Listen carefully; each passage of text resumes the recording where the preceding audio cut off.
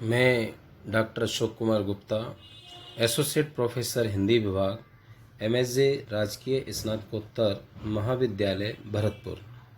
आज हम BA part प्रथम पेपर, जिसमें कि आपके 6 कवि लगाए गए हैं, उसमें आदिकालीन कवि विद्यापति के व्याख्यांश के बारे में हम चर्चा करेंगे। देखिए प्रिय छात्रों, जैसे कि व्याख्या कैसे की जाए इसके बारे में आपको पूर्व में भी बताया गया था। व्याख्या करने के लिए मुख्यतः 4 बिंदु माने जाते हैं। पहला संदर्भ, दूसरा प्रसंग, तीसरा व्याख्या और चौथा विशेष। संदर्भ में हम बता सकते हैं कि प्रस्तुत पद्यावतरण हमारी पाठ्य पुस्तक काव्यकिरण आदिकाल एवं भक्तिकाल में संकलित विद्यापति के पद प्रार्थना से लिया गया है। विद्यापति आदिकाल के प्रमुख कवि माने जाते हैं। उनके काव्य में भक्ति, श्रृंगार और वीरता का चित्रण है, ये हम बताएं। दूसरा बिंदु आता है प्रसंग। ये जो पद्यांश दिया गया है, इसमें विद्यापति स्वयं मंगलाचरण कर रहे हैं, भगवान की स्तुति कर रहे हैं, और इस पद में हर और हरि अर्थात शिव और विष्णु के एकात्म भाव को स्पष्ट कर रहे हैं।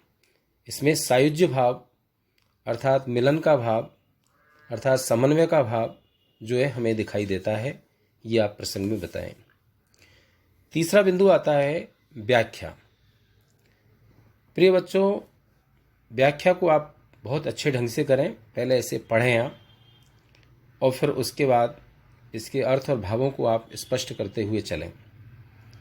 जैसे कि भल हरे भल तू एक कला, खन वित वसन खनई बग छला, खन पंचानन खन भुज चार, खन शंकर खन देव मुरा, खन गोकुल भय चराई गाय, खन विक मांगिए डमरू बजाय, खन गोविंद भय लिए महादान, खनई भसम अरु भरु कांख वो कान, एक शरीर लेल दुई बार, खन बैकुंठ खनई कैलाश, भनई भनई विद्यापति विपरीतवान, ओ नारायण ओ शूलपाण। बच्चों, पहले इसको आप एक बार समझें, फिर उसको आप व्याख्या में हर तरह से आप लिखें। जैसे देखिए कि पहले शब्दों के अर्थ को समझें। भल का मतलब होता है अच्छा या उत्तम, भला। और हर माने होता है शिव, और हरि विष्णु। खन क्षण में, पित्त वसन पित्त माने पीले, वसन माने वस्त्र, पीताम्बरधारी। बग छला यानी व्याघ्र चर्म, बाघ की चमड़ी। पंचानन का मतलब होता है 5 मुख, अर्थात जिसके 5 मुख है वो शिव। चराई चराते हैं, लिए लेते हैं, भस्मी राख, और कांख जिसे मैथिली में बगल कहते हैं। कांख जो हमारे शरीर का अंग, वो माने वह। शूल पाणी का मतलब शूल पाणी अर्थात शिव। तो इसे आप इस तरह से लिखें। हे हर यानी हे शिव, तुम बड़े अच्छे हो, भले हो। हे हरि, तुम भी अच्छे हो और तुम्हारी कला भी अच्छी है। अर्थात इसमें देखिए आपके दोनों में समन्वय रूप दिखाई देता है। कवि इस बात को कहता है। और क्षण में तो तुम पीले वस्त्र धारण कर लेते हो अर्थात पीताम्बरी, विष्णु बन जाते हो, और क्षण में ही बगछाला को शरीर पर धारण कर लेते हो अर्थात शिव बन जाते हो। क्षण में ही 5 मुख वाले अर्थात शिव बन जाते हो, और क्षण में ही चतुर्भुजधारी अर्थात विष्णु बन जाते हो। कहने का भाव यह है कि क्षण में शंकर, क्षण में विष्णु रूप धारण कर लेते हो, और क्षण में ही तुम देव मुरारी बन जाते हो, कृष्ण भगवान बन जाते हो, और क्षण में ही तुम गोकुल में गाय चराने लग जाते हो, और क्षण में ही तुम डमरू बजा करके भिक्षा मांगने लग जाते हो, शिव बन जाते हो। क्षण में ही तुम गोविंद अर्थात इंद्रिय रसों के रसिक का रूप धारण करके गोपियों के साथ महादान की याचना करते हो, गोपियों को रिझाते हो। क्षण में ही तुम कांख और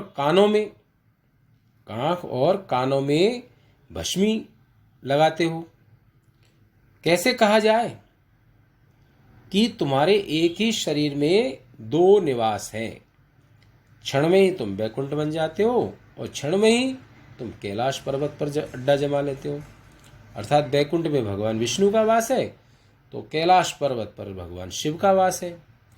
तो कवि विद्यापति भनई का मतलब कहते हैं, कवि विद्यापति इस बात को कहते हैं कि दोनों की विपरीत आदतें हैं, विरोधी बातें हैं, लेकिन एक नारायण है तो एक शूलपाण अर्थात महादेव, एक विष्णु है तो एक महादेव। इस पद में इस प्रकार से हम इस बात को कह सकते हैं कि ये समन्वयवादी दृष्टिकोण हमें इस रूप में दिखाई देता है। और स्वयं विद्यापति ने अपने मंगलाचरण के रूप में भगवान की स्तुति की है, तो इसमें जो है उनका समन्वयवादी दृष्टिकोण हमें मिलता है। अब आप देखिए कि यदि चौथा बिंदु जो आता है वो आता है विशेष।